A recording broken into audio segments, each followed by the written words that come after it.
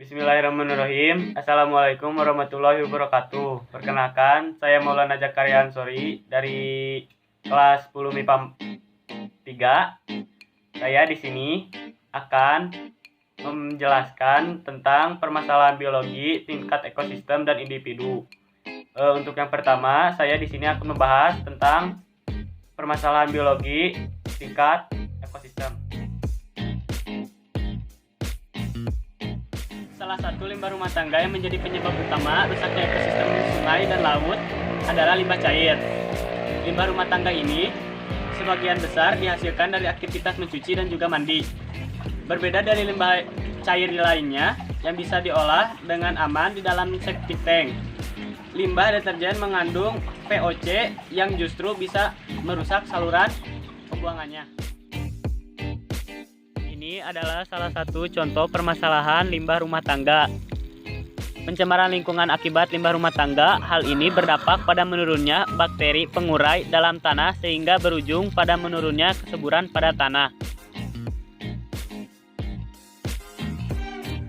Untuk solusinya, pemakaian deterjen dan pelembut pakaian dapat dikurangi dengan beralih menerapkan cara yang lebih konvensional. Campuran cuka dan baking soda ternyata juga ampuh untuk membersihkan dan melembutkan pakaian.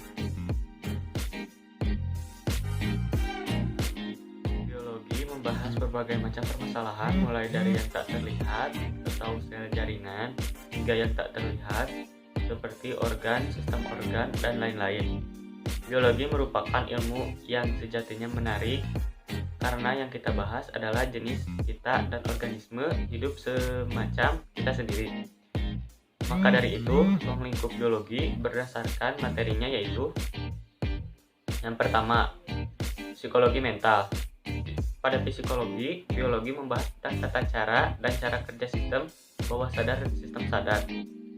Mulai dari cara kerja jiwa, mental illness, dan lain-lain.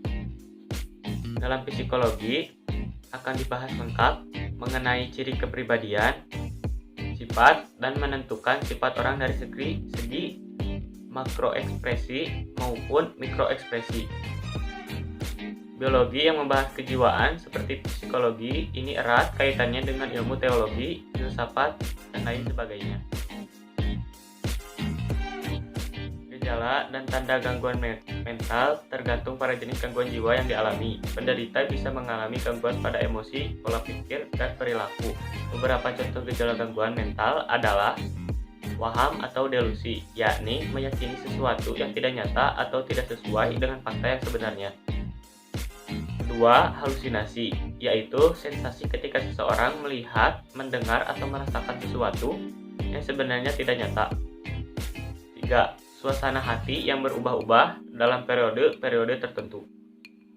4. Perasaan sedih yang berlangsung hingga berminggu-minggu bahkan berbulan-bulan.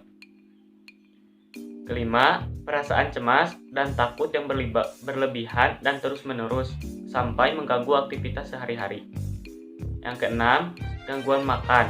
Misalnya, merasa takut, berat badan bertambah, cenderung memuntahkan makanan, atau makan gejala yang terkait dalam psikologis. Penderita gangguan mental juga dapat mengalami gejala pada fisik. Misalnya, sakit kepala, sakit punggung, dan sakit mata.